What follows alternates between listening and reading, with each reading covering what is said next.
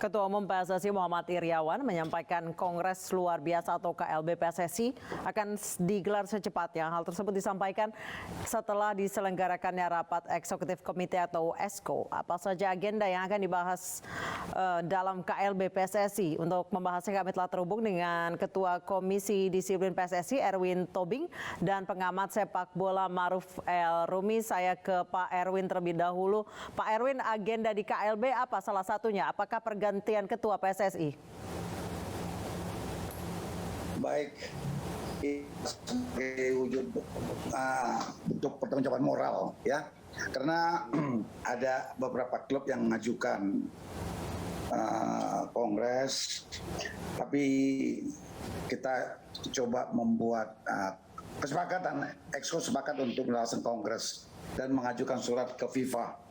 Isi nanti tim akan menyusun apa materi-materi kongresnya. Tapi ini demi menjaga keutuhan kebersamaan di bidang persepakbolaan di antara voter EXCO. Ini semua demi kebersamaan, kekompakan ya, supaya jangan terjadi hal-hal di luar itu. Ini tanggung jawab moral yang perlu diatur. Baik Pak Erwin, awalnya PSSI sempat menyatakan bahwa tidak perlu sampai KLB, namun akhirnya sekarang diputuskan untuk KLB. Sebenarnya apa hal yang kemudian akhirnya ketok palu untuk KLB? Ya, ini untuk menjaga kebersamaan aja. Jangan ada perpecahan di antara voter. Dan juga supaya ini Liga 1 diharapkan, Liga 2, Liga 3 bisa berjalan. Jangan terhenti. Ya, ini sangat merugikan klub. Jadi yang semangat yang sedang menaik di persepakbolaan berhenti, ini pun kita harus coba pikirkan sehingga kita laksanakan kongres supaya bisa mengevaluasi semuanya. Ya, kemudian juga dengan harapan Liga 1, Liga 2, Liga 3 bisa bergulir kembali sehingga persepakbolaan Indonesia bisa jalan, bisa hidup. Baik, saya ke Mas Errumi. Mas Errumi, tanggapannya dengan pernyataan dari Pak Erwin. Bagaimana? Mas Errumi sudah bergabung bersama kami? Ya, pertama kita memberikan apresiasi ya kepada PSSI akhirnya speak up terkait dengan tuntutan dari Kongres Luar Biasa yang disampaikan oleh beberapa pihak, termasuk juga salah satu rekomendasi dari tim TGIPF 1. Yang kedua, memang sempat ada pertanyaan di beberapa kalangan terkait dengan alasan dari PSSI ketika rencana untuk menggelar Kongres Luar Biasa.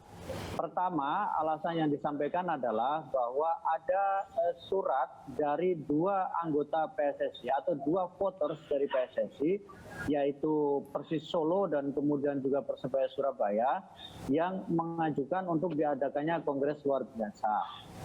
Nah, yang kedua itu berdasarkan dengan rapat darurat lah bahasa gampangnya dari Eksekutif Komite. Nah, yang mungkin perlu kita tunggu adalah landasan ketika PSSI untuk menggelar Kongres Luar Biasa yang kemudian disampaikan kepada FIFA, apakah hanya berdasarkan dua surat yang disampaikan oleh voters, dua tuntutan dari dua permohonan yang disampaikan oleh voters, artinya itu masih di bawah 2/3 atau 50+1, atau berdasarkan dari rapat eksekutif komite. Kalau misalnya landasan surat yang dikirim PSSI ke FIFA adalah dari Persis Solo dan Persebaya Surabaya, besar kemungkinan surat itu akan ditanggapi oleh FIFA dengan mengatakan bahwa silahkan kembalikan kepada statuta. Nah, statuta PSSI mengatakan KLB itu bisa digelar jika ada permohonan dari 2/3 atau 50+1 dari voters atau pemilik suara. Pemilik suara di sini kan ada Asprof, kemudian juga ada tim Liga 1, tim Liga 2, dan tim Liga 3. Tidak semuanya tim Liga 3. Atau yang dijadikan landasan untuk berkirim surat ke FIFA adalah berdasarkan dengan rapat darurat yang digelar oleh eksekutif komite. Kalau Baik. berdasarkan surat klub itu kemungkinan besar akan ditolak oleh FIFA. Baik, karena baik, kan mentok. Pak Erwin, jadi yang Tapi kalau mana? berdasarkan exco akan berbeda. Baik, Pak Erwin, yang mana? Karena surat atau karena memang hasil pertemuan, Pak? Inilah bentuk wujud bertanggung jawab moral dari para exco. Dan juga untuk menjaga keutuhan. Ada yang mendesak, ada yang mendukung. Ya, jadi ini dipikirkan, ya kita ajukan. Ada yang mendesak, ada yang mendukung. Tapi kita akan ada pekerjaan berat di awal tahun depan. Kita perlu fokus. Oke, kita ajukan ke FIFA supaya bisa tenang semua kita menghadapi Pak Erwin, tugas selain- kita di awal depan. Pak Erwin, selain Persis dan Jadi- Persebaya, apakah ada klub lain, Pak, anggota lain yang mengajukan KLB juga, Pak? Ada ya secara resmi yang dikatakan tadi oleh narasumber tadi ya, ada 2, terus ada lagi dari hasil temuan minta mundur, minta kongres luar biasa. Intinya inilah tanggung jawab moral bagaimana supaya bola ini bisa tetap utuh, kompak, tidak pecah. Karena kita akan ada tugas ke depan. Yang lagi diharapkan supaya Liga 1, Liga 2, Liga 3 bergulir segera. Bisa segera sehingga anak-anak bola, pecinta bola, pemain bola bisa hidup. Klub bisa hidup. Kalau kita hanya sibuk dengan usulan sana mundur, kalau mundur apa selesai masalah? Tidak juga kalau mundur. Apa ketum mundur selesai masalah? Tidak. Ketum itu punya tanggung jawab. Saya akan perbaiki kekurangan. Tentu dia juga punya pemikiran. Bukan mundur berarti selesai persoalan. Enggak, bukan begitu. Ini bola, ya. Jadi harus pemikiran matang ke depan. Apalagi kita dipercaya menjadi tuan rumah World Cup. Tetap pikiran juga harus ke situ. Liga 1, Liga 2, Liga 3. Jadi kalau desak moral, ini adalah bentuk moral. Esko kumpul, mari. Ada kesepakatan, udahlah kita ajukan kongres luar biasa.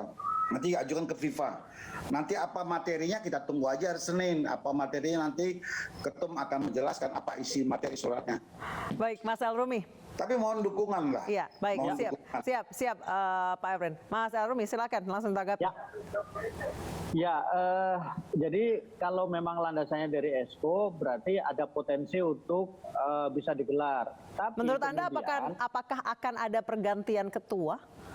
Nah, gini, tetap kita kembalikan kepada mekanisme organisasi. Kalau kita bicara KLB berarti kan kita sudah bicara soal mekanisme organisasi.